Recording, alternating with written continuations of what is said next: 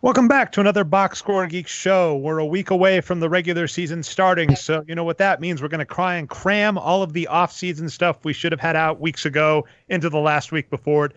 And as a result of that, we have a special guest on again, hopefully a regular for the upcoming season, Greg Steele of Greek God of Stats. And then, as always, we have our producer, voice of God, man of many hats, Brian Foster, and myself, Dre Alvarez, a.k.a. Nerd Numbers. So, Greg, how you feeling about the season coming up? Hey, Dre, I'm excited as usual, perhaps even more so this year. I think we have a lot of contenders, and even in both conferences now. In addition, we've got several new defensive statistics that have come out recently in this offseason, and we'll talk about this some more later. But that will certainly be good fodder for all us stat geeks. Love it. And then I don't have a subtle way to let you say something, Brian. How you feeling about the Warriors? Last week we about it on the show, and Patrick says he thinks they're going to win. They're at least a bettable option to win the division based on the Vegas odds. So what do you think about that? Yeah, I mean, their moves don't make much sense to me. They don't really have anyone over 6'7" that's healthy on the roster right now. But, you know, as long as you have Steph Curry and Draymond Green, who knows? They could make another title run. So I'm pessimistic, but hey, hope springs eternal. So here's the breakdown of the show. I'm going to tell you about our sponsor. After I tell you about our sponsor, we're going to do Last Week on Lost, which is discuss last week's show a little bit and some comments that came about from that. Then we're going to talk some pettiness in NBA advanced analytics and how Dre remains a contentious troll, I guess, if I speak about myself in the third person. I guess just I'll try not to do the third person thing. And then we're going to talk some of Greg's work, particularly how you graded the Los Angeles Lakers, and then some of your new statistics. All right. So anyway, our sponsor. So fantasy football is upon us. Fantasy basketball is coming up. So if you need help with that, dailyroto.com with the promo code nerd numbers. They have an NFL optimizer. They have a basketball optimizer, daily fantasy sports, season-long fantasy sports. Prove your dominance in that. dailyroto.com, promo code nerd numbers. Should have thought about that one a little better. I've read that better. But anyway, sponsor over. And then anyway, let's get on to last week on Lost. So I'm going to throw this out a little. Did you have any opinions, Greg? So Patrick went back to Vegas, put down some bets as he does every year. Do you have any opinions on any of the bets he put down? Yes, I love the value on the Spurs. I think they will make the playoffs. However, with as crowded as the Western Conference field is and with the odds I love the value on the under for the Spurs, under 47.5 wins, and the value for missing the playoffs, which I believe was at 225, plus 225 to miss the playoffs. So those are both great value bets. The Spurs are integrating some new players, and they will be reintegrating DeJounte Murray this year. So there are some obstacles to them making the postseason, and certainly some obstacles to them hitting 48 wins. So I like that value. While I am normally just as positive as Patrick or anyone is about betting the under on the Knicks, I was slightly more trepidatious this year. Frank Ntilikina is coming off a strong performance in the World Cup, and if his offensive game improves any, that looks to me a lot like the Knicks actually have a backup quality point guard and a couple of decent front court players in Julius Randle and Bobby Portis. And Mitchell, as well as Marcus Morris soaking up some minutes at each forward spot. Presumably they'll continue to bring Mitchell Robinson along. So although there are no guards or wings to speak of, at least true wings, other than R.J. Barrett, who's untested, and Alonzo Trier, who's likewise not played significant minutes for a significant team, I still don't feel super confident about the under at, I believe it was 27.5 wins. I think they will be close to that. That's right. Yeah, 27.5 is what he got. Yep. All right, we've got I'm Unaware made some comments on this, Brian. So he had 4 teams that were interesting. The Pacers, the Blazers, the Mavericks, and Brooklyn. Pacers, he basically asked, he was curious about the over since it seemed like they slid a little down the stretch. Part of that was like injury to Oladipo. So if Sabonis progresses, Oladipo improves, he thinks they'll get better. The Blazers, the huge question on the Blazers is obviously Whiteside for Nurkic slash Enes Kanter. On paper, he's there, right? Production-wise. And actually, I'm curious, Greg, because as we were talking about your site, Greek God of Stats has Greg's numbers. Greg has more integrated defensive versus offensive. Now, again, I'll stress this on the show because I think it's going to be important when we talk analytical squabbles. I'm not going to say I agree with everything, Greg and Brian. I have even had questions like, does it really matter if a player's high usage we've been calling it high load because usage, unfortunately, means a statistic that we do not like. High load or low load players. That being said, I'm curious. We were lamenting on your site how we're not able to easily do the same box score geeks, go back in time, compare. I wanted to just verify before I went off on the spiel. Whiteside is known as a good defensive player. Do your numbers back that up? Yes, he's no better than Nurkic as a true defender. However, Whiteside adds tremendous rebounding value to his defensive performance, save rebounds. As a result, he comes out to be a quite productive defender. On the other hand, you obviously have Enes Kanter, who is a terrible defender. So while the Blazers will be losing or be missing Nurkic for part of the season, they'll also be missing Kanter and replacing those minutes with Whiteside. So on the whole, you might say their center defensive rotation is probably not likely to take a significant dip in that part of the season that they're missing Nurkic. All right. So, and we'll see. I mean, it's been rough to watch Nurkic because it was like, right, he came out of the gate swinging on the Blazers. I was like, I guess I was wrong because he was horrible on the Nuggets and he looked great on the Blazers. Then he got injured. Then he came back and looked great. So the question is if he can come back again. But yeah, Whiteside is the question because I think the over at 56, if Whiteside does good, would be interesting. I'm unaware also mentions he thinks the Mavericks are going to do worse. We were in the same boat as Patrick. Patrick bet the over in the playoffs for the Mavericks. Even loving Luka Doncic tremendously, even if we maybe give some credit to Porzingis, I believe his defensive numbers have to be quite good. He's a blocking beast. I know that. It's always rough to know how a player that's been out a full season with injury is going to come back. So that one might be a little. And then on Brooklyn, the under, I'm unaware, is Team Brian because Brian was like DeAndre Jordan, man. Yeah. I like the big guys. And actually, and this one, last point I'm unaware, mates, which just helps us out. Patrick bet the over on Memphis because of our boy Andre Iguodala, and he mentioned that Memphis doesn't actually have their pick is only top 6 protected.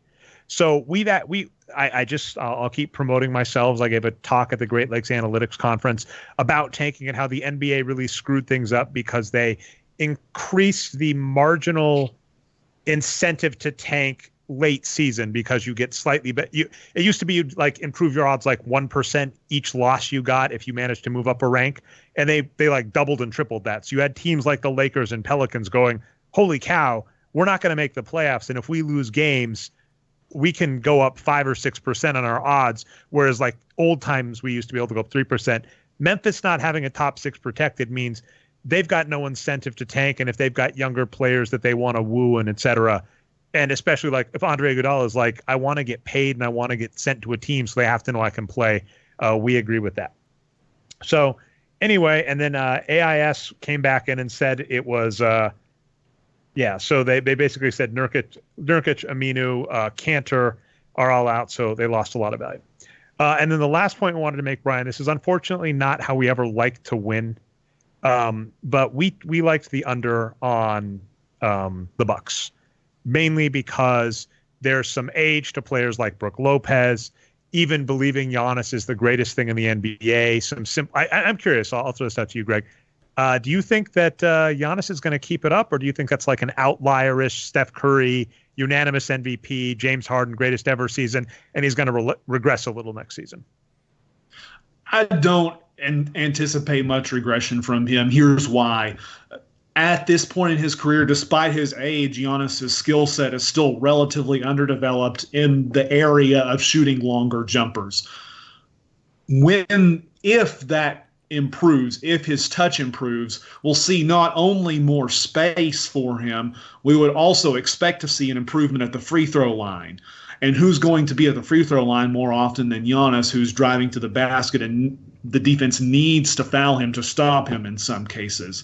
So while I do recognize the effectiveness that Philadelphia was able to manage with a pack line defense against him in the playoffs, I do not anticipate a reduction or a drop in his performance this year because he still has room to grow and he's still in an age when growth can happen. That will be just astounding if that does happen, because he was so we mentioned that, like, Shaquille O'Neal came out and said, this is better than any season I put up, and we were like, agreed on two fronts, which is bizarre. Agreed on just the raw productivity. We've kind of mentioned this about Embiid versus Shaq. Embiid and Shaq on paper look very similar. The difference is, if you look at the competition in Shaq's era versus the competition in Embiid's era, Embiid's graded on a harder curve. So unfortunately, we'll say skill set, they're probably similar players. Shaq, though, was more valuable in his era because the league couldn't keep up with him. So Giannis was both more productive than anything out of Shaq, both raw productivity and then league-adjusted productivity. It was a remarkable season. So if you're telling me that can get even better, that's hitting numbers we haven't seen since, I would say, like MJ in the late 80s, Magic in the late 80s or mid 80s days. That's exciting. It's the same with Ben Simmons, right? Offense. Oh yeah, go ahead. And that's just offense. Giannis has been on a consistent trajectory since he entered the league defensively.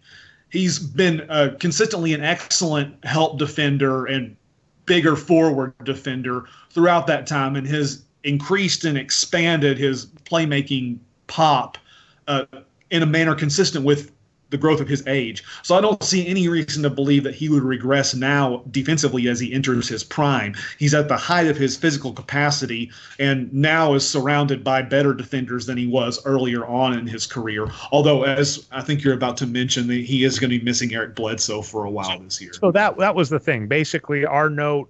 So maybe I'm wrong on the Giannis point, because I was like, that was a pretty remarkable outliery season compared to his previous seasons.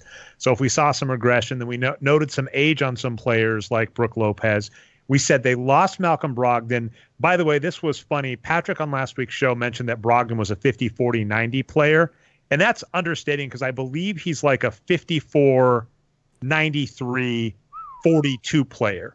And when we're talking 1 or 2% in shooting efficiency, that is huge. I mean, that's the difference between saying, a 400 batter versus a 380 batter. It's pretty huge. So Brogdon was even better than Patrick brought up on last week's show. Admittedly, he has been injured, et cetera. But losing Brogdon hurts, and now they've just lost Eric Bledsoe for the start of the season. And then, of course, we're in that rough part with Eric Bledsoe, where Eric Bledsoe is older, and so we don't know how much he's going to bounce back from injury. So the under on the Bucks is looking better, but it's unfortunately not how we kind of tend to like that happening. All right, get on to the meat of the show. So we had some funniness over the weekend, Brian. You were actually out of the loop, probably doing normal stuff like a human instead of arguing on the internet. It's rare for me, Dre. Usually I'm being weird on the internet, but yeah. Exactly. I subtweeted the entire advanced analytics community, but of course was spurred by the new Raptor metric over at 538. So 538 has released a new Raptor metric, which, funny enough, Brian, a lot of the language on it smacks funny because they've used the term descriptive statistic. For years and years and years, we have harped that the wins produced statistic is a descriptive statistic, and if you are going to evaluate future players, there's other data you would want to include, and it doesn't make sense to compare metrics like wins produced, BPM, and win shares and use their predictive capacity as a function of which one is better. I think the metaphor I used was something like, you can't use a ruler to calculate the volume, how much like milk weighs or something, right? Like I'm not going to use my ruler as a weight of measurement for weight, as a unit of measurement for weight. And so it doesn't make sense to use descriptive statistics, which any box score statistic like BPM, like win shares, like wins produced, like per is supposed to do.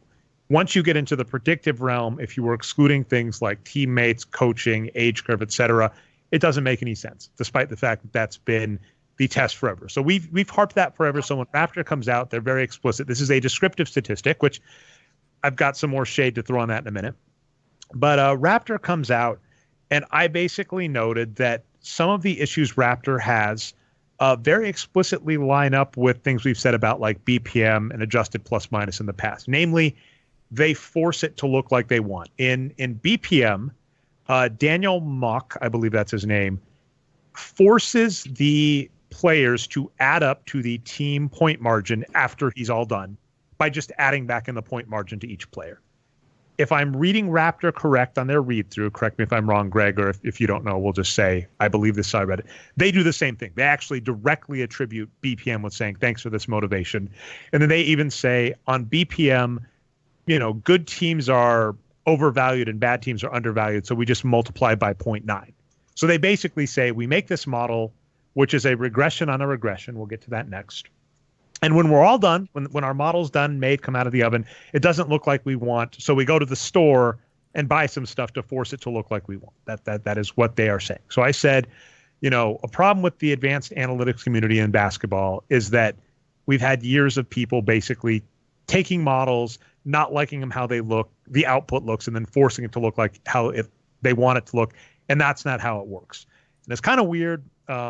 I was talking a little with Paul as well, DataFox21, Greg, who has done a lot of work with you over at Greek God of Stats, right. And just noticing how many people that probably came from a Slack channel or some community from particularly like the Nylon Calculus ABPR community came to basically say they disagreed with me. And I think they took umbrage with the fact that I used the term hobbyist.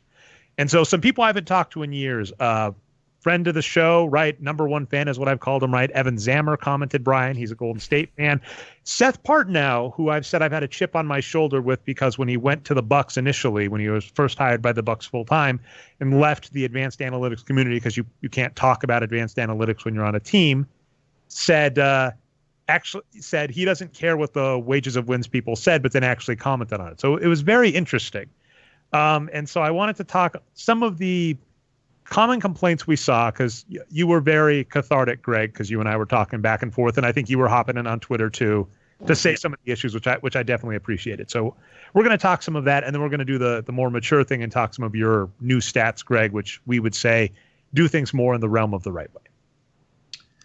Yeah, so it's funny that we're doing this today. I actually had to begin my day today actually explaining Raptor and how it relates to RAPM on the timeline. So that was not in my top 10 goals for today, but that was how I started my day, because I had people asking, well, why did Raptor remove the Bayesian term from RAPM? Isn't that what gives it its predictive power? So I had to go back and say, no, they want it to revert to the mean so that it will be predictive going forward, but Raptor is trying to 538 is trying to make Raptor a descriptive statistic, like you said, and keep that separated and partitioned out from the predictive aspect. So that was how I started the day today. In terms of what Raptor's doing, I have two main issues, and you can hop in here if you need to interrupt me. The two main issues I have are the data chosen and the methodology. I'll start with the data first. As we talked about briefly before the show, we have several variables included here that are included for the purpose of making the result appear a certain way, in the sense that the stated intention for Raptor is to reflect the decision-making processes of NBA front offices. And in order to achieve that aim, we're basically testing variables against how they factor into RAPM, and in fact, they even admit testing against the author's own basketball sense, or as we said in the Twitter feud, domain knowledge. The reason that may be unreliable is that some of these things which make sense to one person's basketball knowledge may not make sense to another person's basketball knowledge. To wit, the authors actually state that players can choose, and some players are better at choosing who they commit shooting fouls against. As a result, big men's shooting fouls committed are not as damaging as perimeter players' shooting fouls committed, because, of course, big men often foul other big men who are often poor free throw shooters, whereas guards foul other guards who may shoot 80% or higher from the free throw line. And I have to ask on your because you've done a lot of this, and we're hopefully going to talk more on the show about your matchup based. I'm very curious and I might have interrupted you right before you're about to say this, how much that's true, because I know for a fact what happens a lot of times is a guard breaks free, and the metaphor I've used and the data seems to be backing this up is you have big men like Rudy Gobert and Joel Embiid who are essentially hockey goalies. They're the last line of defense, and part of their value is how good they are at that defense, because you'll have a guard, you'll have a James Harden breakthrough, and he wants to run straight at that rim. And if you don't have a really offensive or defensively gifted big that can stop him, that's going to hurt. But as you noted, they're still going to have to foul him some of the time. So I was curious, because you've actually looked at matchup specific stuff, how often bigs just foul other bigs versus fouling guards, and then vice versa. Guards end up fouling bigs because they get a mismatch or a pick and roll or whatever. Right. Great question. Here's where I think the payoff is with that.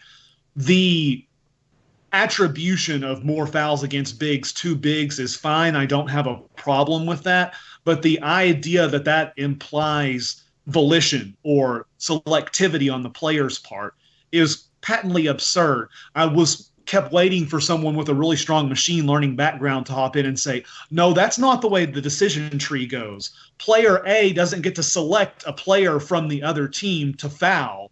What happens is a player from the other team enters an area of the court where their likely point per shot skyrockets. The defense in return has to either choose give up the valuable shot or commit a shooting foul, at which point, if they commit the shooting foul, the nearest defender to hand commits the shooting foul. It is not the case that if we have like a blue team and a red team, that player one on the blue team gets to choose and say, shall I foul player one on the red team or player three on the red team?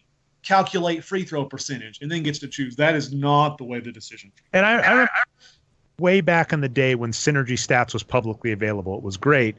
But one of the first things I did is I was looking over some Kenneth Reed, because it was well known that Kenneth Reed was a mediocre defender. I'm curious. I think when I've looked at the numbers, at least on some of the stuff, and I'll need to look at yours as well, although it's kind of hard because he's gotten less and less playing time as we've gotten more and more data, which is unfortunate.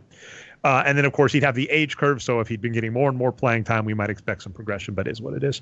But I found one of the plays that he was credited with failing on defense was he was guarding Kobe Bryant on the perimeter.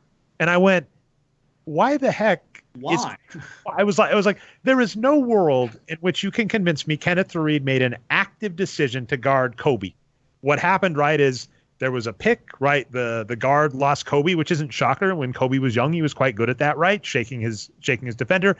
So Kobe got open in the mid range, and Kenneth Reed is exactly what you're saying, is like, oh crap, Kobe Bryant's open with a mid range shot. And most NBA players, right? This is, I think, a thing a lot of people miss, and I think not Greg Steele, Ben Gulker. Apologies. Ben Gulker has brought it before because he actually has like some college basketball experience. A lot of professional basketball players can win a game of horse. When we're looking at shot on the court, it's because they're playing with the defense. If Kobe Bryant's wide open from mid range, he's like 80% at minimum. But yeah, agreeing with your point. So sorry about that.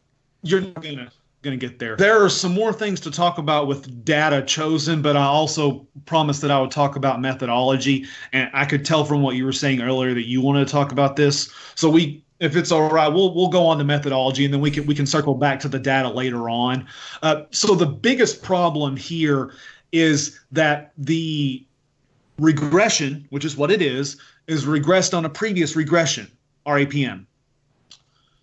Here's the problem with that. RAPM is itself a regression to try to assign proper credit to each player for the actual result, the actual team level results, whether it's offensive rating, defensive rating, Pythagorean wins, whatever you use for your starting point. So even if Raptor was carried out completely accurately, even if the data they chose for variables was impossible to quibble with, even if the rest of their methodology was absolutely without flaw, it would still only tell us how well a player is going to look in RAPM in a certain season.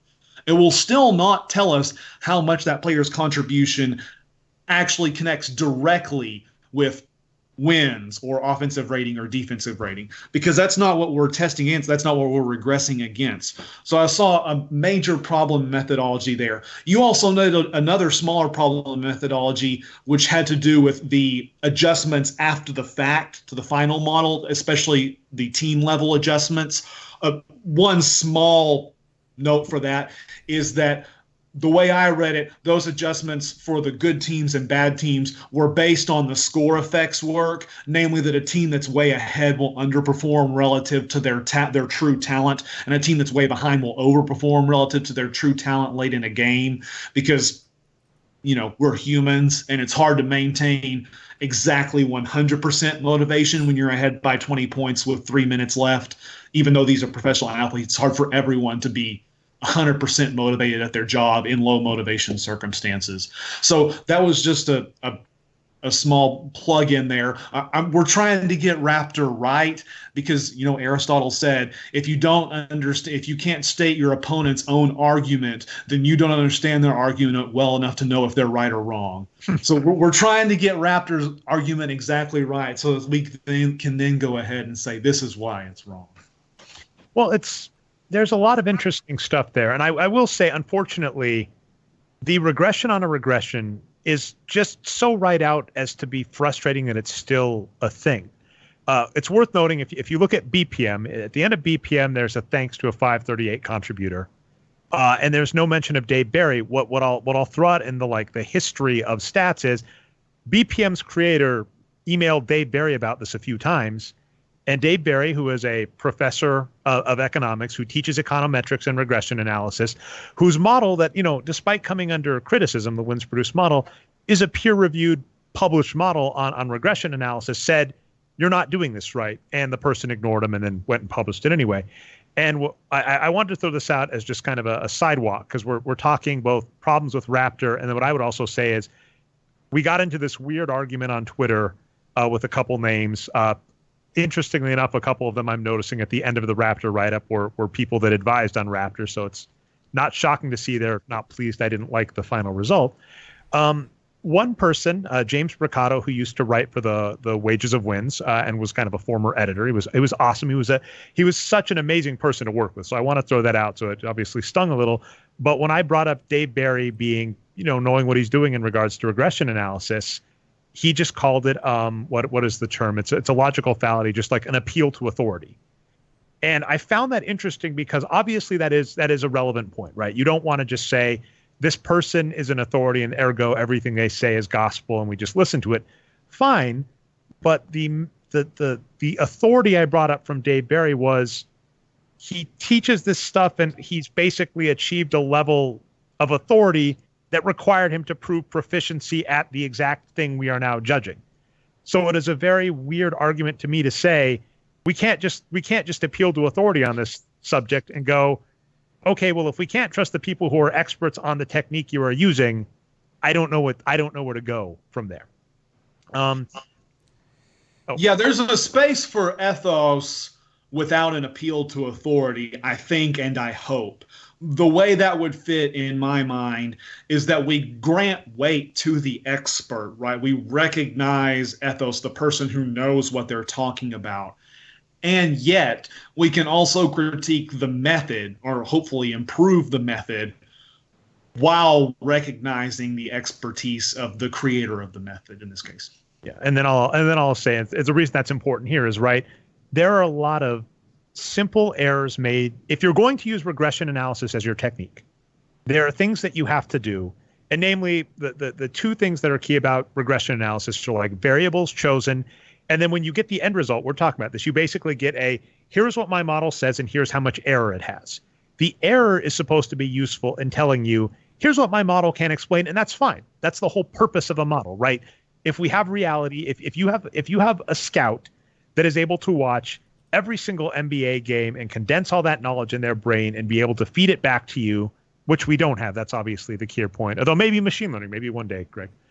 That's fine. We don't have that. So if you make a model, it's going to have blind spots and flaws, et cetera, and that's okay.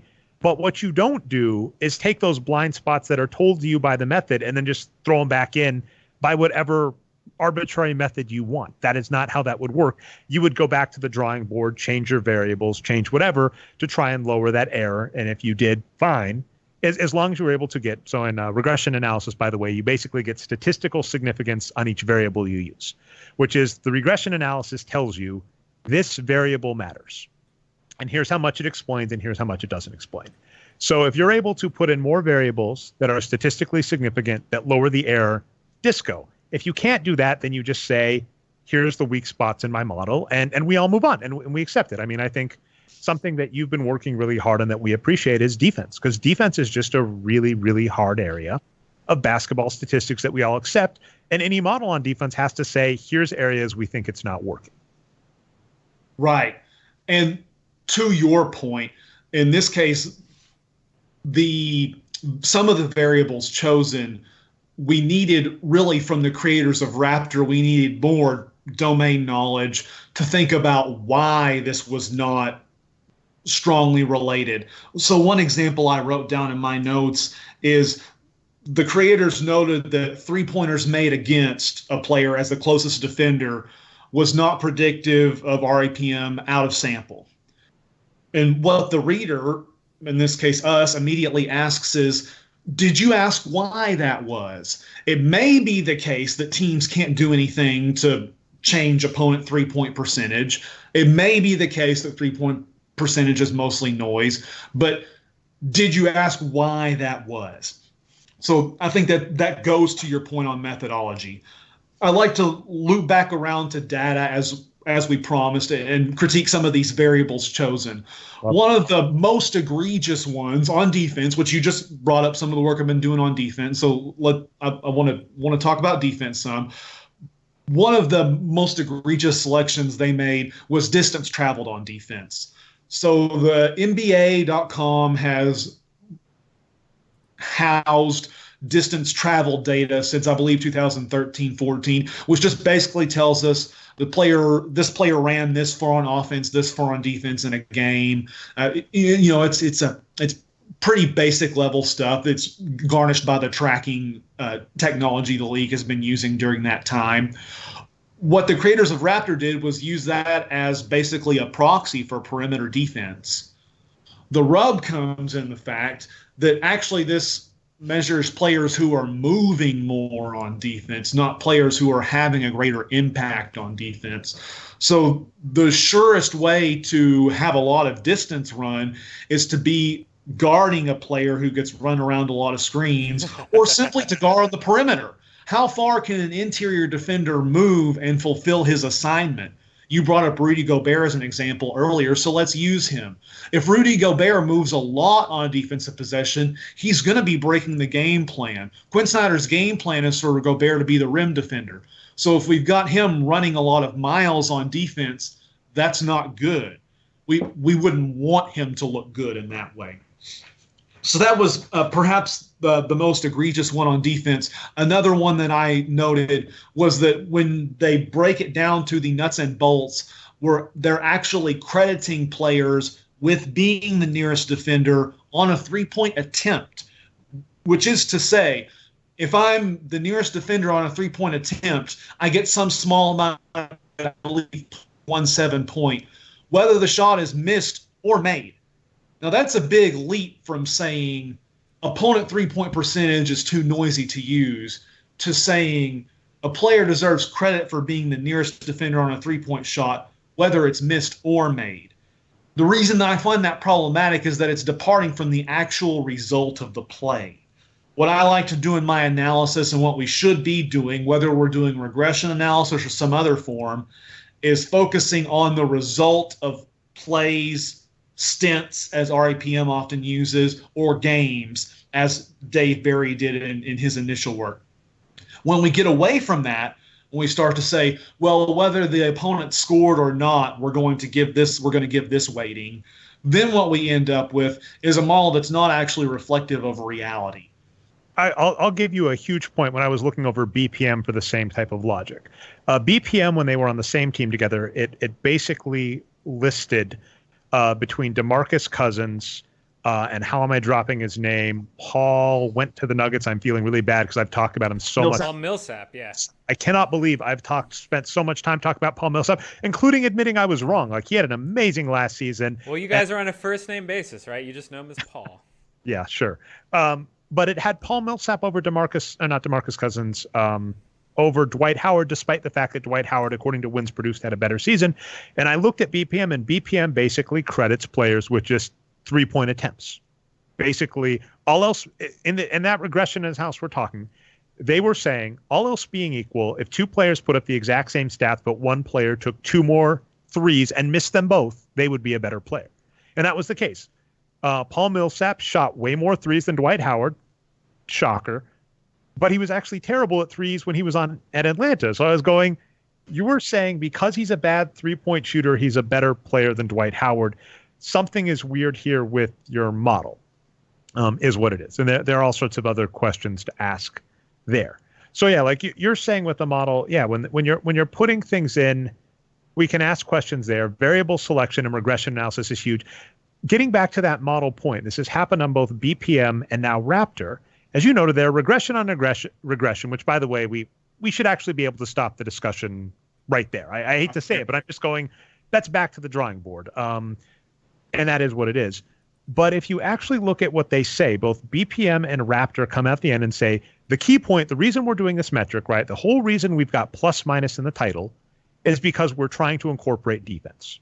Now, admittedly, both BPM and Raptor are ostensibly using what I would qualify, I'll see if you agree with this, Greg, them as just box score statistics. Admittedly, it's player tracking data, but we are now to the point with Raptor where, at least for the stat side, even though it's not any traditional box score, I consider tracking data at this point box score statistics, because it's statistics that are tracked to an individual player that we could extrapolate a spreadsheet out for each player. And then, of course, Raptor goes one step further and does include on-off stuff, which is what it is, which is slightly more correct, but then they shouldn't regress on RIPM. But when they are, let's see, I'm trying to remember where I was there. I'll let you talk. Oh yeah. So they're regressing on a regression. And when they're done, they're like, we have a R squared of 0.6. So both of them, both BPM and Raptor, got about a 0.6 on the defensive RAPM metric that they were trying to regress on, or RPM, I forget which. It gets weird because there are all sorts of variants there.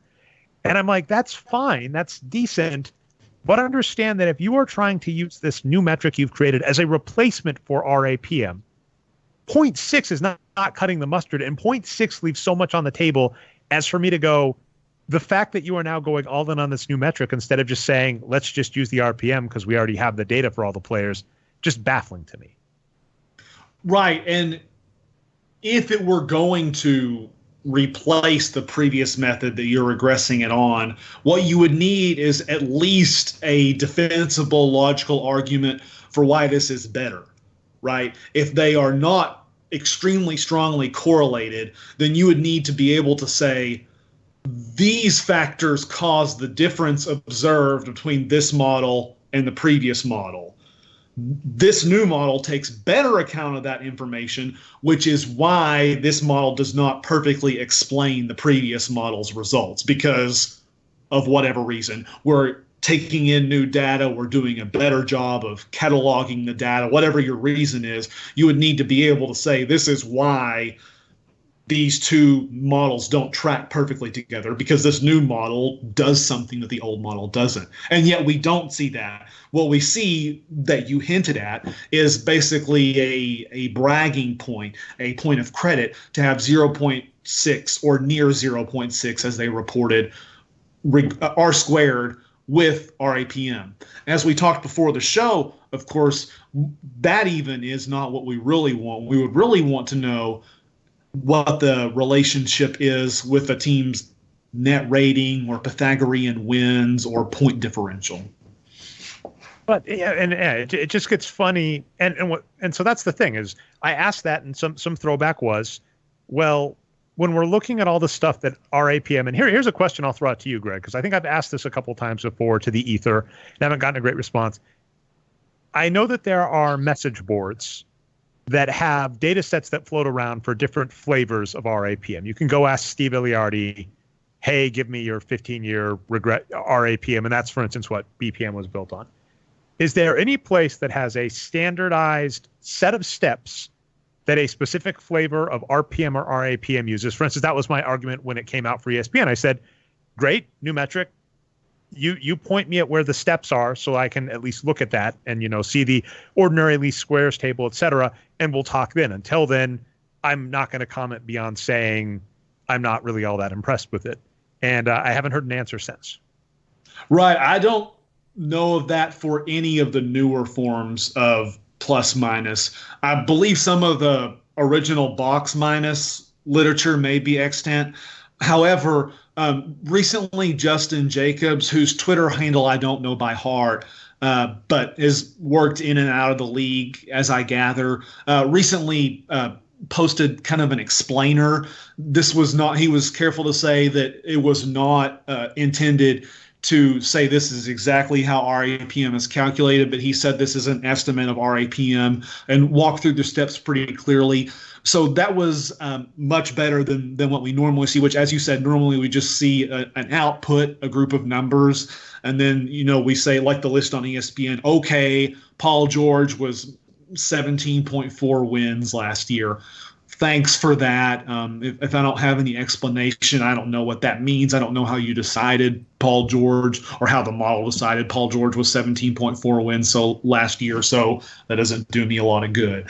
So a small plug for Justin Jacobs there. But overall, I totally agree with your point. We need some more transparency there, and not just from the plus minus community. This is probably all over the place in basketball analytics. We need to know more of what people are doing under the hood and not just see the results of your spreadsheet. And so, by the way, he is squared 2020 on Twitter. He's one of the few people. So there are people, like when I said I got in this spat on over the weekend, Brian, it was obviously like, it's never fun when a bunch of people are like not happy with you, especially when, for instance, one of them's like the former director of analytics of the Bucks. But you get a few people that are on your side and you're like, cool, I'm good. And so Justin Jacobs is definitely one of the cool ones. Squared2020.com, that's the number. So 2020. Squared2020.com, Squared2020 on Twitter. I should not have twice as many followers as him. So yeah, fix that. But amazing. And I seen that before. He had a very similar name to Ben, who ended up working at 538. But there was another person who did a walkthrough of some of the adjusted plus minus, and he actually got pretty hard, which is another funny thing, is when people start digging under the hood. Arturo's done this in the past with adjusted plus minus.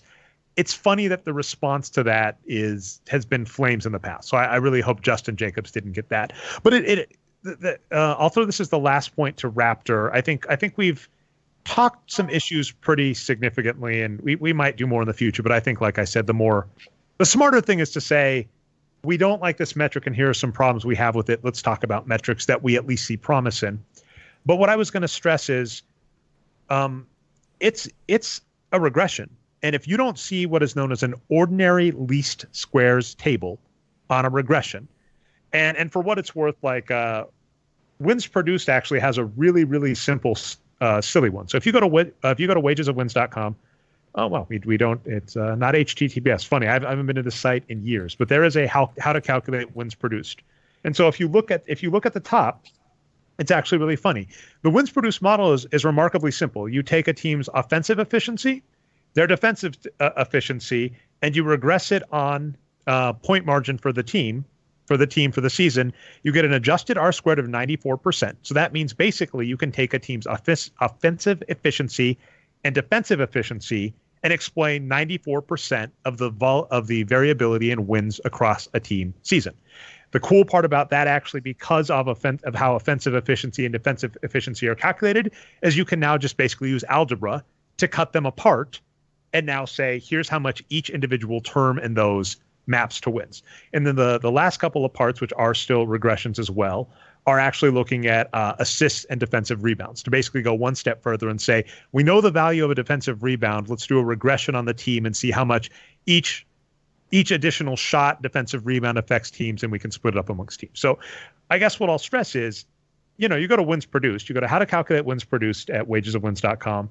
At the very top, there's an OLS table, a very simple one. I really love that you were able to do that, Dave, that says, here's the R squared, here's the variables, here's their T statistics are really, really high, 82 and 73. I forget what those need to be, but basically if you have a T statistic like above 10, it's like, I forget the math, and I'm going to make a lot of statisticians cry, but it's like some 1 in an X that you're sure that this statistic is significant. On some ordinary least squares tables, you'll see like stars, like 2 stars is 95th percentile, 3 stars is 99th percentile. Both offensive efficiency and defensive efficiency, shocker, are in the 99.9 percentile in explaining wins. But I'm saying if you don't see an ordinary least squares table for a regression, you don't know anything about that regression. You don't. And also what's funny is they go over, you were noting this, right, Greg, all the variables they go over. An ordinary least squares table will tell you if any of those variables are significant, insignificant, how significant they are, et cetera. And we're lacking that. So we don't have the information that we need to know if the variables they selected were even good, because it's possible a bunch of them are that. We did get a glimmer of the R squared. I'll give credit to BPM, by the way. This is, for as much as we've bashed BPM on this podcast, he does go through all of his variables, the R squared, et cetera. And there's still lots of areas we can point at BPM for being bad. But if you have a regression that you publish and you don't have the ordinary least squares table, I hate to tell you that output is meaningless. Agree. And just as a coda for this before we move on, let's keep the discussion here. Let's focus on the math and the model. I do not want to get into evaluating a model based on the output. LeBron James is too low. What do you mean Draymond Green is ranked number X? Because those are results of the math and the model. So whether we're approving or disapproving, critiquing, hopefully improving, let's focus on the math and the model and not the rating table. Even if the rating table is what gets the clicks and what gets the buzz, we in the analytics community have a duty, a responsibility, or a desire, if we want to do better work, to focus our intensity, our attention and critique on the math and the model. Holy cow, Greg for analytics president 2020. That just got yeah. But yeah, and I mean, what's funny is that was one of the responses I got from someone I have a lot of respect for, Krishna Narsu over at Nylon Calculus, when we got into this weird discussion of domain knowledge, which I think we didn't touch too much on, but I think the problem with domain knowledge can be I think you hit the nail on the head. You said it's not the same to everybody, and that's where it gets problematic. Is I go, of course we know Kobe Bryant isn't the best, and you're like, well, how do you know your domain knowledge is correct there? But he actually said that. He said, well, if I made a model and it had Jordan Clarkson above LeBron James, I think there was a problem. And I was like, you came right up to the edge, and then you couldn't go over, which is to say, if you made a model and that output happened, sure, maybe look under the hood. And any good model, any regression, by the way, the advantage is you're able to look at why it tells you that. And so I'll give BPM that credit. When it said Paul Millsap was better than Dwight Howard, I was able to go look at it and go, you like him better because he shoots more threes. Okay. Is that right? Does that make sense when you are building a model? Does that make sense from a modeling perspective? We can have that discussion. So I think you're right. Like, instead of saying it likes Jordan Clarkson more than LeBron James, and if my model said that, I wouldn't trust my model. The real answer is like an engineer. So I'm like a software engineer. When we see a bug, what we do is we knock open the hood on our code or our output or whatever, and we start looking over the numbers. And I'll give ourselves some props, by the way. So this is one of the tools that we've needed upgrading on forever. And all of your stuff, Greg, makes me want to incorporate your stuff because I want to be able to look at this amongst players. But if you go to boxscoregeeks.com/tools, which will take you to the player comparison engine, we are able to put two players next to each other, and it will tell you why it thinks the player is better than another player. One thing we leave out, obviously, is the defensive term, which would be useful to see. It usually won't make a huge difference in the players, but again, it's something I would love to have for future. But, you know, if you go to two players and it tells you, well, the reason LeBron James was worse than James Harden this last season is actually just position, right? James Harden was a 2, LeBron James was a 3/4. But, you know, you can go, who's got better shooting efficiency? Who's got better rebounding per 48, et cetera? We can look under the hoods. And so if I looked under the hood and Jordan Clarkson was better than LeBron James because, for instance, he gets more turnovers than LeBron James, I could go, oh, I made a mistake. Maybe. And that happens all the time in regression analysis. You coded a variable wrong, and that kind of stuff can come out. So agreed. If you were to see two players and you didn't agree with it, the correct methodology is then to look under the hood and compare the math and see if there's anything in the math or model that doesn't make sense. I love that advice.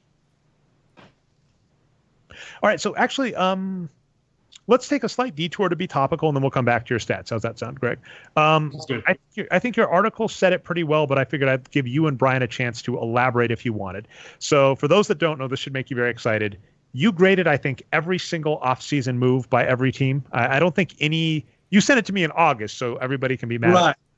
Yes, I think Eric Gordon and Karis LeVert have signed extensions since then. So I think it went up through Draymond Green's extension. So there's probably a couple of deals that are missing. Yeah, I'll bug you if we want to update it, because it is amazing work. Was the thing I was like, I have to get this released because it's great. And then I kind of did my own editorial decision on how to break it up, and the way I broke it up today was I broke up the Lakers, and part of that was the Lakers just did so many moves. I didn't realize this. So you graded all the Lakers moves.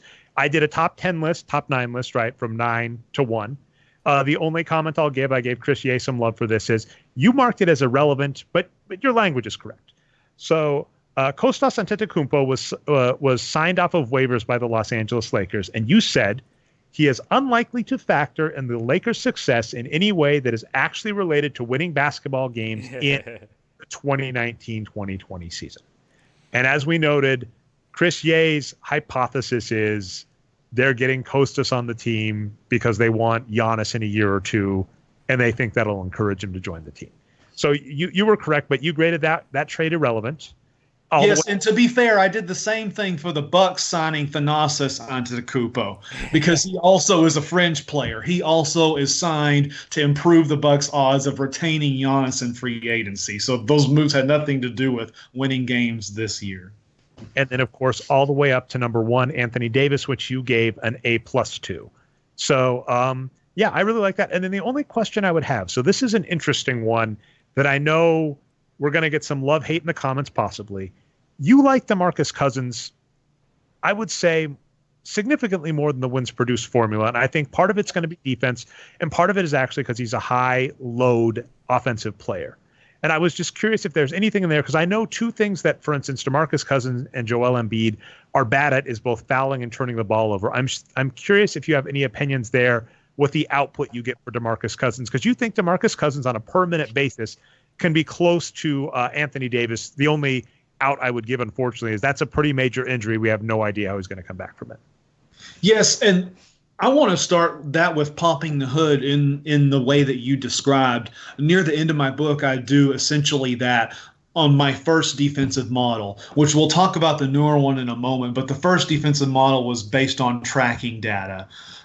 That model had to incorporate some activity proxies on defense, or activity metrics such as deflections and loose ball recoveries, to help me make a good estimate of who caused team turnovers, which is to say opposing team turnovers that aren't credited to a certain player on the team under consideration as steals. We know if these plays happen, there are many ways they happen. With, take us a couple of minutes to list them all, but we see these in a game. We know that they happen and that they are part of the game. They end a possession and cause a change of possession. However, since they're not recorded on the individual level, we need some type of method.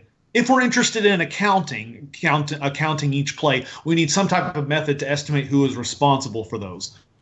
There are very few players, actually, and this is where I pop the hood and look at it, there are very few players who have extremely high values for loose ball recoveries, defensive loose ball recoveries, who are not actually good defenders. The key cases here were DeMarcus Cousins and James Harden. Now, part of James Harden's was because a lot of those loose ball recoveries were steals, but I don't want to chase that rabbit right now. So as a result, I ended up concluding that a few of these players who are, as you said, high-load offensive players, scorers, so they play a lot of minutes and recover a lot of loose balls because they're better with their hands than with their feet on defense. Anyone who's watched Boogie on defense will tell you that he may move his hands a lot, but his feet stay in one place. So I found that... Interesting that your point on Raptor, he's going to get dinged because he doesn't move around a lot on D. Right. I found that those players were systematically slightly overvalued by my first defensive model, the tracking-based model, due to its reliance on those loose ball recoveries and deflections. Basically, what it did was accentuate the contributions of players with active hands while not compensating for the relative importance of quick hands as opposed to quick feet. Because if you have to choose, you want a player with quicker feet rather than a player with quicker hands on defense. So that's a long way of saying My model likes DeMarcus Cousins a lot. My first defensive model liked him a little more than it should have because he has quick hands on defense in spite of the fact that he doesn't do much else. However, your initial point was correct. The model likes him in part because he's a high-load offensive player, and there's some rarity there.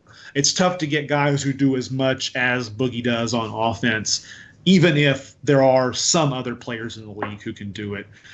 So we would still prefer, because Anthony Davis does not fit in that category of players who play a ton of minutes and have a ton of loose ball recoveries, we trust his defensive evaluation more.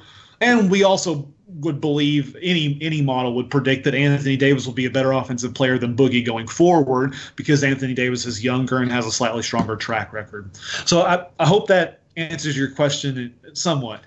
Yeah, and what's interesting, what I'll give you, and so this is, I'm going to throw this out there. If you and I ever end up in a feud, because we didn't really bring this up in the discussion about the like nylon calculus feud over the weekend, but what I've noticed happen in the past, I've mentioned some people that have written at Wages of Wins before in the past, and I've worked with, and essentially I've noticed as those people get proximity to a team or a feeder system to a team, so I'll actually throw, and not in a derogatory way, The Athletic and Nylon Calculus are two places that NBA teams like to go to for talent.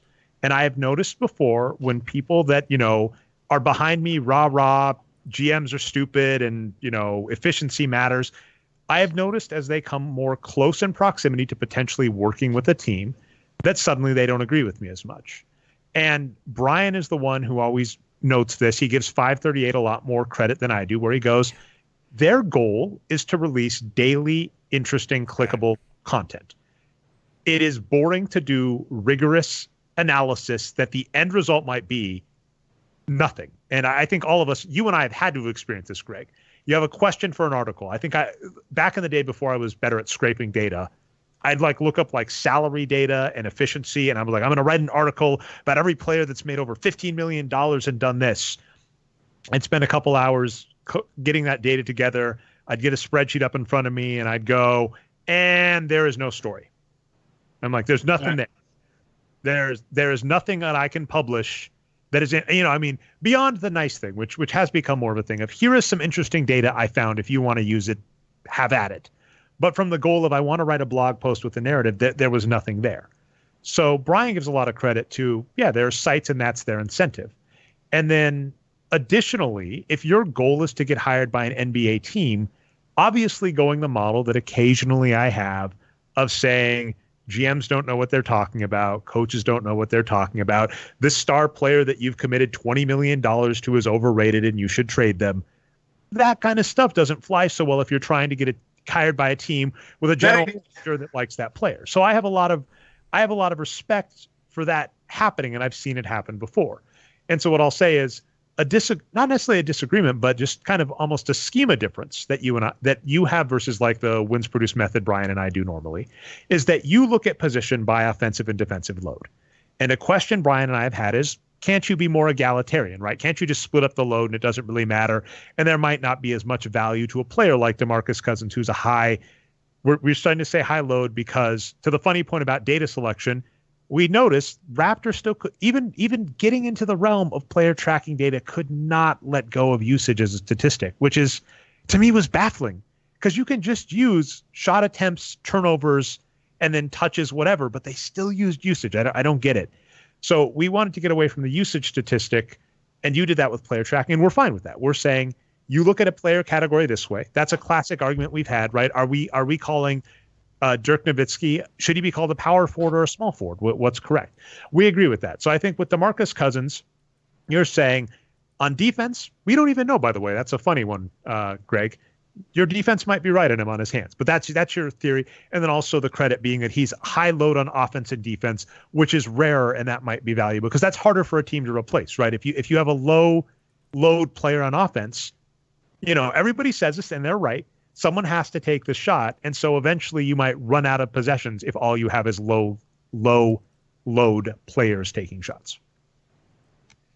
Right. Or the other classic argument is basically a probabilistic argument that the resulting shot will have a lower points per shot than it would if you had one lead shooter, if you will.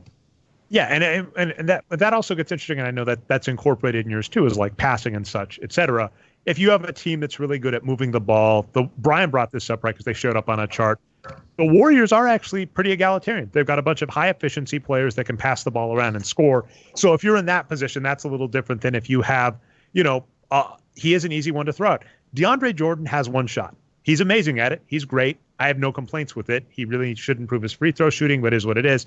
But you're only able to, if the problem on offense is if you can't get that shot with him, which happens from time to time, you have to have another shot. And so that is the difference, and we would kind of agree with that.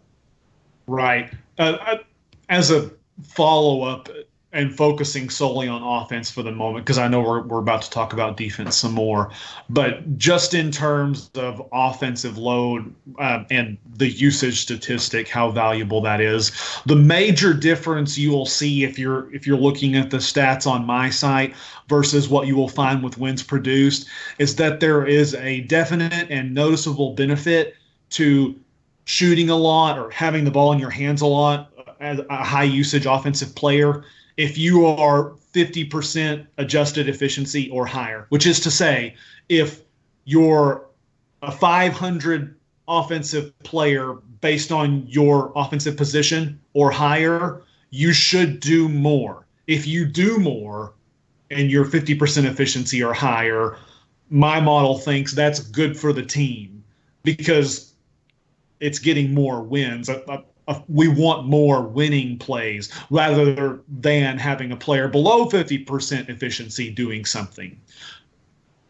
This is somewhat different from the classic wins produced calculation, which instead needs to have the most efficient thing happened, to use shorthand for just a moment.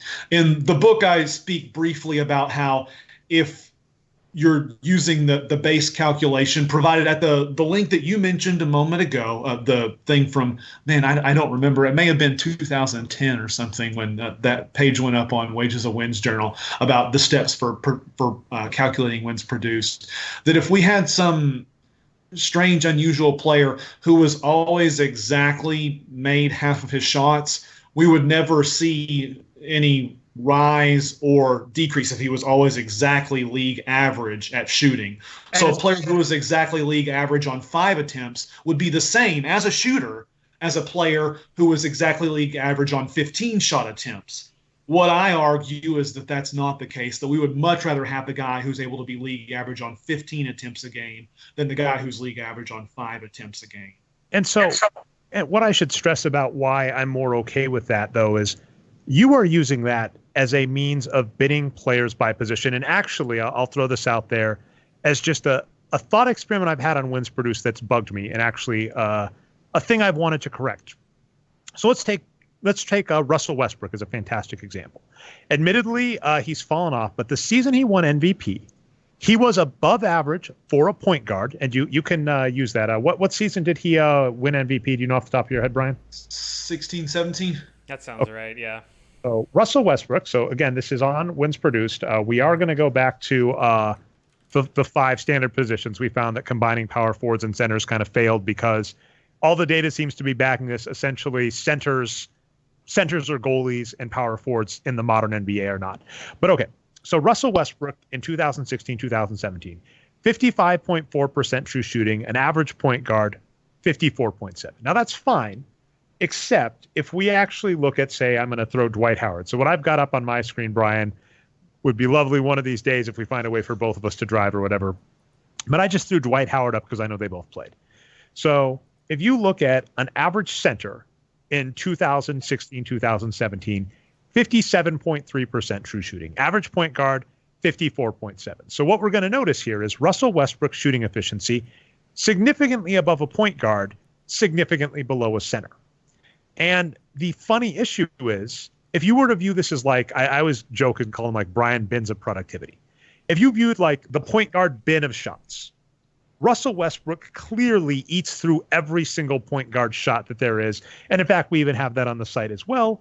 The average point guard in 48 minutes of play would be expected to get 18.7 shots. So 18.7 shots per 48 minute. Russell Westbrook took 33.2.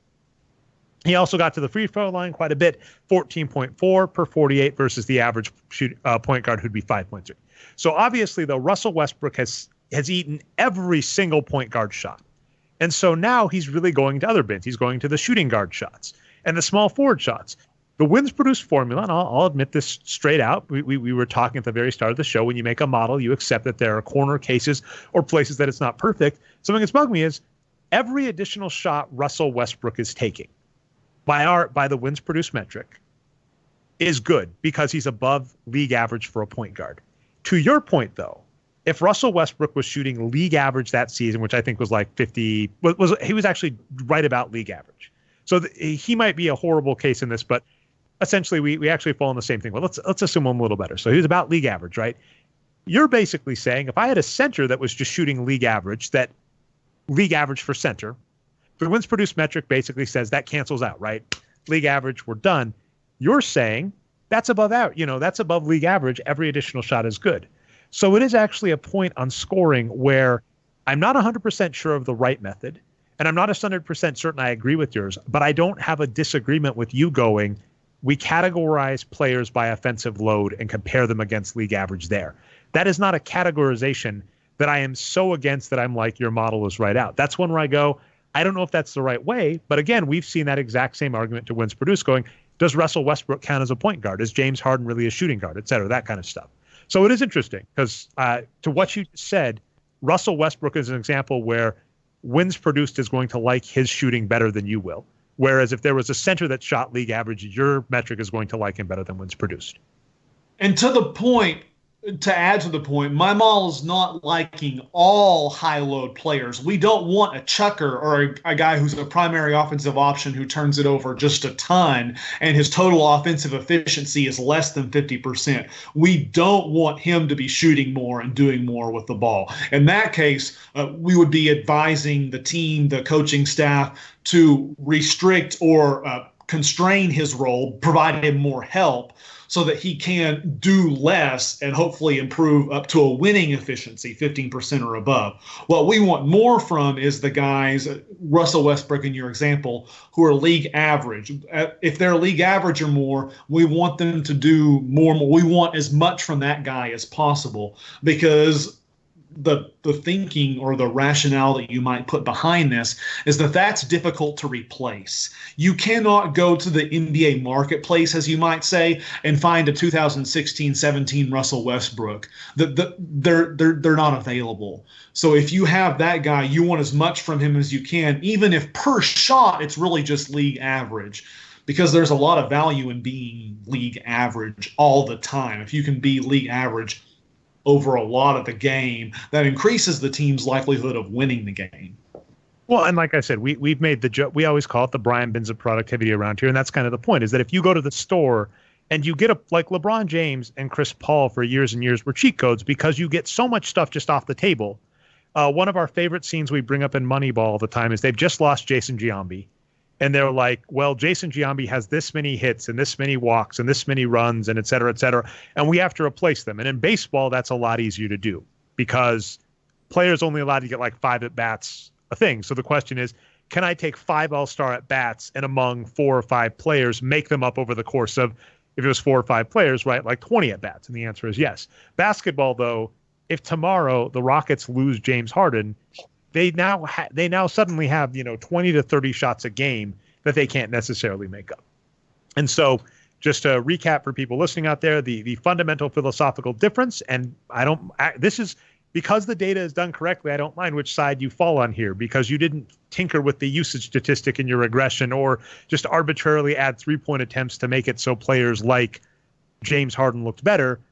The question being, if an above average high load player is intrinsically more valuable or not, that's an interesting one. And that basically accounts for the difference in agreement on DeMarcus Cousins on offense. And then on defense, you actually give more credit and then can actually break down there. Let's end with this, Greg, because this is fun. And it's actually going to be more of a primer because it's one I've meant to go over with a fine-tooth comb, but have not. But you were very happy about this. Greek God of Stats, you've come up with what you call individual matchup statistics. And I'm very curious how much you want to go over. Obviously, there is an article on it that you can go read, and they will be available. They are available at GreekGodOfStats.com. But I was figuring we'd wrap up with you explaining this metric and your thoughts on it. Great. So there's several articles up now. The first one, which is stuck to the top of the blog part, you'll see it first, is entitled Matchup-Based Defense. In that article, I detail the core component of this new defensive metric. Here's where we start. Every model is only at most as good as its data. And for so many years in the NBA, as you alluded to earlier, we have not had sufficient player data to know who really is a good defender.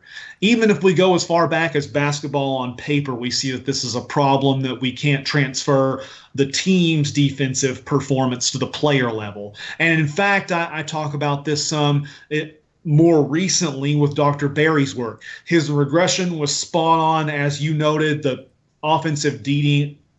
defensive rating and offensive rating correspond high with the team's win percentage. He then yields the coefficients for each individual box score element for defensive rating: block, steals, opponent misses. However, what we never had until recently was a way to know which players those come from. So in the classic wins produced calculation, what we had to do was only give players credit for defensive rebound, blocks, and steals on the individual level. And then for the actual field goal misses that lead to those defensive rebounds, we had to credit players on the team level based on the minutes played by that player.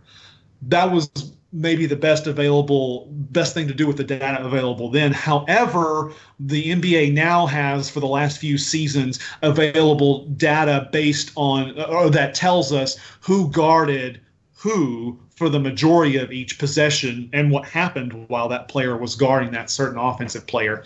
So to pull a random example out of the ether, if Drew Holiday is guarding Steph Curry 20 possessions in this certain game, this New Orleans Golden State game, we will know that. We will know how many points Steph scored during those possessions, as well as how many points the Warriors scored. We'll also know if Steph had turnovers on those possessions, if he had assists on those possessions, and how much he shot relative to how much he normally shoots. So that's the data going into it. Let's talk a little bit more, as we said earlier, about the method and the math. So the methodology here was basically this. If we know what a player does when a certain opponent is guarding him, we can directly infer the impact that opponent had as a defender if we compare that offensive player's performance when guarded by this player with what he normally does. Returning to our previous example, if during those 20 possessions Steph only scores 5 points, whereas normally he would score 8 points in 20 possessions, we can infer that Drew Holiday may have had a deleterious impact on his offensive performance during that time. Here's how that works out. And I should say, if you look at that first article, matchup-based defense, when you go to the site, the math is there. I'm trying to redress some of these concerns that we've voiced even in this podcast about how nobody knows what's under the hood. We don't know what we're looking at. If you scroll, I forget, about 3/4 of the way down the post, you'll see where the math is there. Yeah, we have it up on screen, yeah. Oh, okay, great. Well, you guys can't see it, but the viewers will. Yeah. Yeah. I'll pull it up on my own screen, so I'm looking at what the viewers are looking at. So if we know how much that offensive player scores when our defender, our player under consideration, is guarding him, and we modify that by what caliber of defenders that player normally guards, then we have a good idea of how many of the opponent misses that player is actually responsible for causing. Now, to Dre's point earlier, this is why we need load. The first part of this, the first step of this process is to figure out load. That is, how hard are their defensive assignments normally? is this player normally assigned to defend a really dangerous scorer, or are they normally hidden on a non-scorer? Here's why that matters. If we only look at effectiveness, that is, we only compare how many points the opponent scored with how many points we would expect them to score, the results of that comparison will obviously be skewed. Because when we do that, we're assuming that opponent talent is constant, when in fact we know it is not. We know that the opposing team has... Oh, sorry, go ahead. Oh, I was going to give a shout out to Andrew Sutton, who brought this point up on, like, if you look at Kawhi and a lot of ways that you're trying to measure Kawhi's defensive effectiveness, it's like they're not sending Kawhi after the weak link on the team. So Kawhi might look worse by, like, say, a traditional on-off or plus-minus stat, because Kawhi always goes after the best guy, whereas his backup might go after the third or fourth best guy. Right. So that's why we're using load. You will note, if you look at the math, that it's actually load divided by the team's load. The reason we do that is because different teams have different levels of depth. The Golden State Warriors last year had several excellent perimeter defenders. They could throw Klay Thompson at the other team's best scorer. They could throw Andre Iguodala at the other team's best scorer. They could throw Draymond Green at the other team's best scorer. They had options. Other teams, that's not the case. So one player's load looks much higher than his teammates because there are no options. Someone has to guard the opposing team's best scorer. So we make that modification for the ratio of individual load to team load for that reason. Now then, through the steps there, which you can see it in the formula, we use that, the player's effectiveness adjusted for load, to determine how many of the opponent misses that player caused, the opponent unblocked misses. We transform that value, which is to say we don't change anything about it. We just put it on a different scale by multiplying it by how many points we expect the opponents to have scored on those. The result I call base shooting defense, which you can see there's several tables there. The follow-up piece, which Dre and I were talking about briefly before the show, was focused not on the misses that a player forced, but on the turnovers a player's forced. If you read the first piece, or if you just read this formula, you will tell quite clearly that this is only inspecting opponent unblocked misses. That is, only inspecting the possessions that ended with the other team missing a shot. However, we know that that is not all of defense. We know that that's only some of the possessions. Some possessions actually end with the offense turning the ball over before they're able to attempt a shot or draw a shooting foul. So the second piece, which was titled Steals Don't Mean Squat, was an attempt to address those possessions that end with a turnover.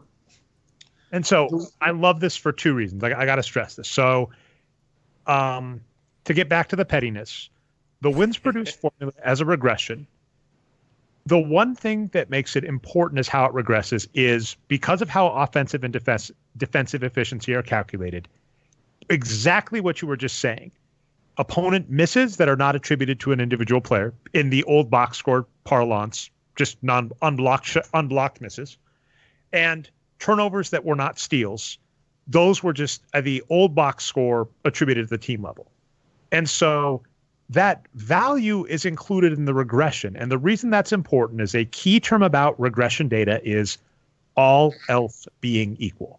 Meaning if my team gets a 3-point shot with all else being equal, how much do I expect them to win the game by? By the way, shocker, the answer is 3 points. That's very simple math. But exactly, all those points saying like a block's like 0.2 or whatever. But essentially, that value is included in the regression, so we know the effect, all else being equal. But the end result is once we get down to that last level and we're divvying up the responsibility based on those regressed statistically significant values, we go, we can't attribute these to the players. How do we divvy them up? And as you mentioned, the very simple model, that's the key model, that Dave did was to just say, I'm going to evenly distribute them based on player minutes. You could slightly improve that with, say, the play-by-play doing like their time in the game versus not, but et cetera. And the reason when Dave came up with this that he wasn't too concerned, and he showed this, I don't recall if it's on the original page, I believe so. I think he has team defense at the bottom, and if not, I've done it before. It's like between plus and minus 5 wins per team. And so like a funny example I've done before to DeMarcus Cousins is I was like, if you were to attribute DeMarcus Cousins with twice the defense of his team, he's still not an all-star by wins produced, so I don't mind not calling him an all-star. Gets into an interesting question about high load, but that's neither here nor there. You've basically taken that part of the regression and said, how can we attribute this opponent shooting efficiency and turnovers that aren't steals? How can we attribute to the players? The steals one gets really interesting too, because you're now saying it's possible other players can get it. So why I'm like happy with that is basically you are saying you had a term in your regression that you couldn't attribute to individual players. Has new data changed the ability to do that? Yes. I have one follow-up question before a comment. Comment is, you're making me cry here because the table you show at the end has Torrey Craig as just amazing per 100 possession. And a question many Nuggets fans were asking down the stretch in that Portland series that we lost in 7 is, why was Torrey Craig so far down the depth chart? Yeah, your numbers aren't making me feel better about it, because on just straight wins produced, he looks great. And then when you factor in the stuff that wins produced can't greatly attribute to individual players, he looks even better. So that makes me cry. Second question is, how much noisiness are you noticing in this? Because you've now done the descriptive thing. You're able to track these individual players in a very systematic method. But are you noticing, I think, what other people have been saying about like defensive versus defensive perimeter shooting versus like interior shooting? Are you noticing a lot of volatility in that? Yes. Here's where I see the noise coming in. Relying on load does create bins, you might say. And I talk in a later post about the best defensive point guards in the league. I actually show the box and whisker plot on this for the high load, the medium load, what I call the role players, and the really small load. Where the rub happens there is that there are disproportionately a lot of scorers in the NBA who are perimeter players. So even for guys who are not their team's stopper, they will have to spend part of the game guarding a scorer. So, I don't know, take your favorite guard who's not a good defender, Damian Lillard or James Harden. As much as the team tries to hide him on a non-scorer, there will be times during the game where he will have to defend a high-scoring guard. The result is that my model, the matchup-based model, computes that or recognizes that as increasing the player's load. It says, hey, on these possessions, James Harden is guarding a dangerous scorer. Interior players, by contrast, appear to have fewer opportunities in that vein. Take Anthony Davis, for example. Anthony Davis will come out looking very high load in games against the Philadelphia 76ers where he's guarding Joel Embiid for a lot of possessions. Definitely. However, there will also be games where he's guarding DeAndre Jordan for a lot of possessions. The model will think Anthony Davis did not carry a very heavy load. He was only guarding DeAndre Jordan, and DeAndre Jordan is not a dangerous scorer. Did I cut you off? No. I just said, and Ben Simmons. Yeah, obviously the well-known Ben Simmons doesn't take a three, so you have Embiid and Simmons both. In the same area. So the noise there is that you will see relatively a higher median load, defensive load for perimeter players than for interior players due to the offensive talent distribution in the league. A step forward would perhaps be to focus more on these ratings for offensive players than for perimeter players than for interior players. And in fact, when I review the data, the tracking-based model, my first model, does seem to yield better results for interior players since it focuses to a greater degree on shot type and play type. It is able to pick up the fact that interior defenders have a lot of leverage. They're defending high-value shots. Whereas the matchup-based model is focused more on the player who's being defended, how well that player normally scores. So that's, I think, the answer to your question, and definitely an area that is fertile for future conversation and hopefully improvement. And I will give, we've shouted this out on the show once before, but I definitely want to give it some more credit. You did a very simple, I'm loath to call it a thought experiment because it's actually more of a math one. So we've seen lots of thought experiments in the comments that are like a team of 5 Dennis Rodman's would lose to a team of 5 Kobe Bryant's, ergo Dennis Rodman is not as good of a player. Or, the stupid question like, well, you really like Tyson Chandler and Marcus Camby, and I'm trying to think of some other players from that era that were really good bigs, right? They're like, if you tried to, if you took the top 5 players you've got on wins produced and put them on a team, they'd be a horrible team. And you're like, no duh. Like, we didn't have Brian bins of productivity back then, Brian. It was a shame. It was dark days. But it's like, yeah, because as soon as you've gone to the market and you've got your rebounding load taken care of, you look for other stuff, right? Then you ask for assists, etc. So there was definitely those kind of thought experiments that I'm loath to look at. But the one you pointed, as you said, let's just look at how well interior shots are in the NBA. Like I think you said like something like 61.3%. And you basically said, how good would teams have to shoot from 3 before they made up for that? Basically, you asked a very simple question. You said, let's say I went all in small ball. How good would I have to be at small ball to make up for not just having an average center? And you're like, that's just not gonna. You're like as low load as DeAndre Jordan is, it is really, really hard to make up with him from 3-point shooting. Now, admittedly, if there's a team that could do it, it is like the Warriors. But that's another point, right? The Warriors has a bunch of the best 3-point shooters in the league. It is worth noting. I know Brian and I have disagreed on this on a few occasions, but I'm like, Klay Thompson can go into the Hall of Fame, even though I've called him overrated for years, because he's the second greatest 3-point shooter in NBA history. Yeah, it's like they have the 2 greatest 3-point shooters in NBA history on a team together. They can get away with it, but most teams, you're not going to be able to get enough perimeter players that can shoot. What I forget, what was the cutoff? So how good do you have to shoot from 3 before it makes up for interior? I couldn't tell you the exact number. I think to have no centers shooting at the rim, the league average would have to be 41 point something percent on threes, which last year was 35 point something percent. So that's, as I said in that article, that's pretty tough to imagine getting there. 3-point percentage is rising historically and even more in recent years, but it's tough to imagine getting to that point where it would not do you any good to have a rim runner on your roster. And yeah, it's in the so-called disappearance of big men part 2. I'm not finding it quick enough, but if you go look that up, there is, like you said, and that's a good point, is you're basically just saying, let's just look at, when I'm asking for something, I can look at the math and ask, what would have to happen for me to be okay with this? And that does lead to a very real trade-off. When teams are asking to go the small ball route, you can say, do you think you can get to 41% from 3? Because if no, this is a futile gesture. And yeah, that was kind of irrespective of anything, but I figured I'd shout it out again because we were talking about defense, interior, exterior, etc. That has been a ton, Greg. I know we've kept you well over an hour. I figure I'll let you get the capper. Amazing content, more stuff. I'll see how I split up the rest of your off-season grades, and I may bug you about.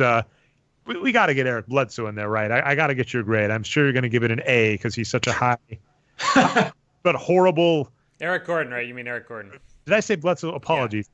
Actually, funny thing, I was just looking at that. You do say Eric Bledsoe basically is the most taxed perimeter player. He's the most taxed point guard in the NBA is what you're saying. Right. He was last season.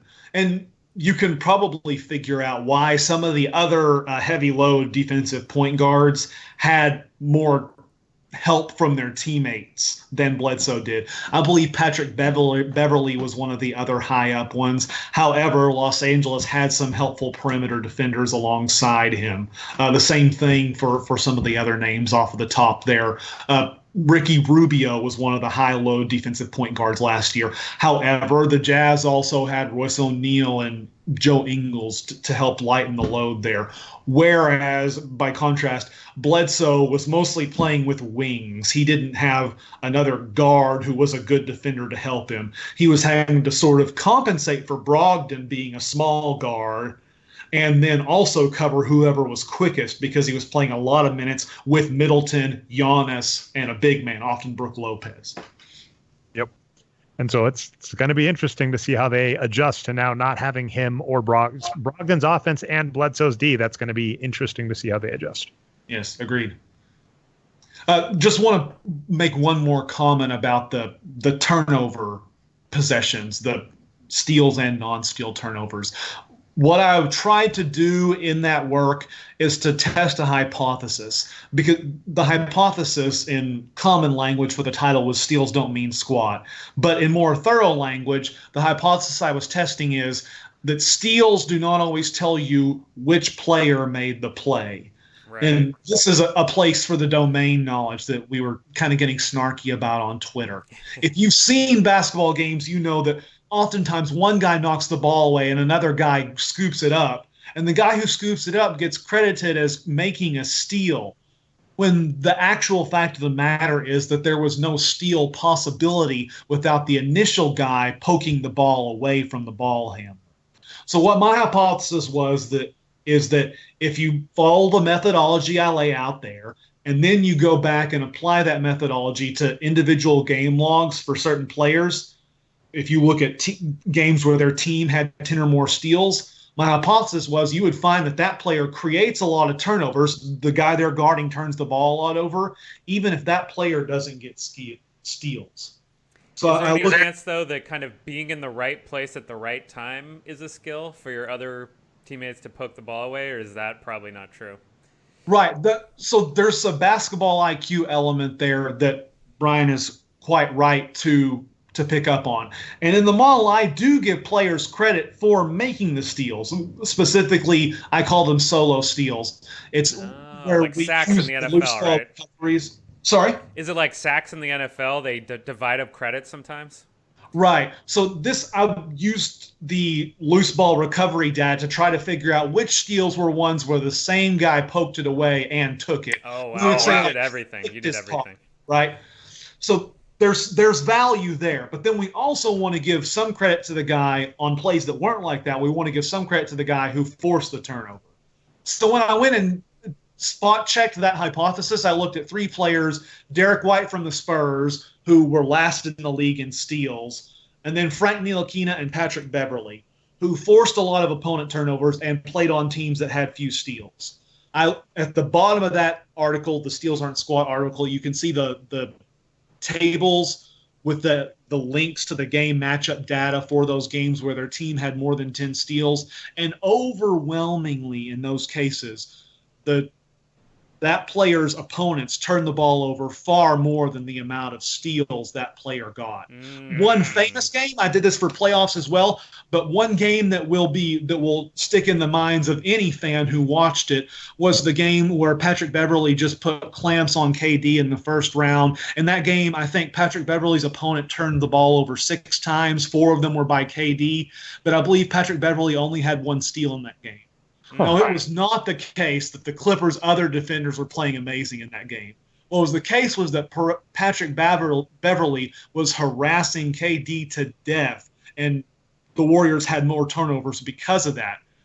Even though they were credited as steals to other players, when we run through the data, we actually find that in games like that, in games where the Clippers got a lot of steals, Patrick Beverley's opponent turned the ball over a lot, whether he got credit for the steals or not.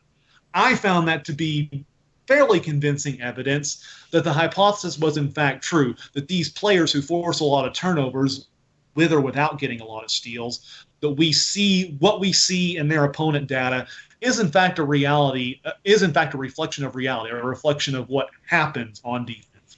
We need to get a synergy stats account, because you can see that directly. And I mean, what is interesting, and this, for instance, is in the wins produced one, is defensive rebounds. So Dave ran a regression on defensive rebounds and eventually came to the logic that essentially, if you took a player's defensive rebounds and compared it to the team rate, every defensive rebound above their team rate, you could essentially give them 50% credit, as in roughly 50% of every defensive rebound a player gets above their team's average was just going to happen. And we've all seen this, right? I've joked about this in a bad way, where there was the Raptors game against the Bucks, and actually the ball went through 2 defenders, and the Raptors got the ball back. But it's just like one of them should have just gotten the rebound. They were both there. And there are plenty of times where the ball just goes in hand. Funny point you've made is that they're like the way a block is recorded in the NBA is if Marcus Camby gets a stellar block and Carmelo Anthony is standing right there and the ball falls in his hand, Carmelo Anthony gets credited with a rebound. Marcus Camby gets credited with a block. That is, if nothing else, the exact example you're kind of making up for the steal point, except the way the NBA works there, they do it right? The player with the deflection gets credited with a block, the other player gets a rebound. But we've seen on steals where one player...